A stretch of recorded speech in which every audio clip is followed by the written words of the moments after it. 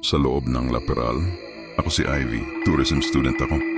At thesis ko ang tungkol sa mga haunted places sa Pilipinas. Isa sa mga kilalang lokasyon, ang Laperal White House sa Baguio. Marami na akong narinig tungkol sa bahay na iyon. May namatay daw na bata, may sundalong Hapon na nanalasa roon, may babaeng walang muka sa bintana.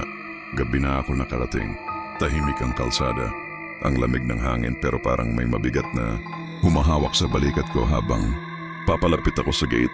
Nasa harap ng bahay si Mang Leo, matandang tour guide.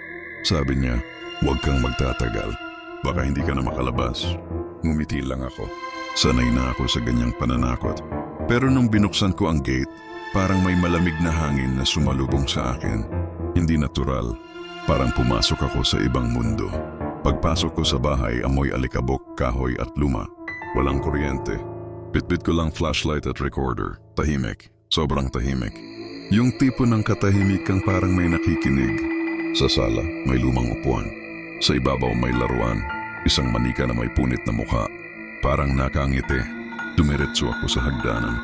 Doon daw namatay ang isa sa mga anak ng pamilyang Laperal. Nadulas, tumama ang ulo at hindi na nagising. Pag-akyat ko, biglang may narinig akong mga yabag sa itaas. Mabagal, parang batang nakayapak. "May tao ba rito?" tanong ko. Walang sumagot.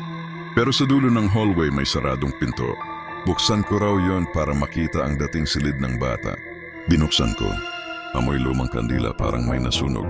Sa loob, may lumang silyang yantok, may teddy bear at may litrato sa sahig. Babae, 6 na taon. Mahaba ang buhok, puti ang damit.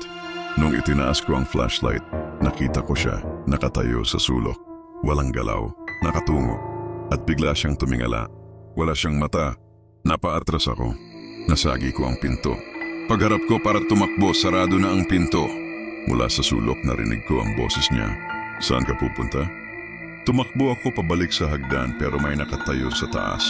Babaeng duguan ang damit at sa leeg niya may punit na tali. Parang biktima ng bitay. Lumapit siya ng dahan-dahan. "Kasama ka na namin," bulong niya. Napasigaw ako. Huling naalala ko na walan ako ng malay. Nagising ako sa labas ng bahay, sa bench sa tapat ng gate. Umaga na, nandun si Mang Leo, tahimik lang siya. Bumalik ako sa hotel, dinala ko ang recorder. Pinakinggan ko. Walang tunog maliban sa isang bahagi.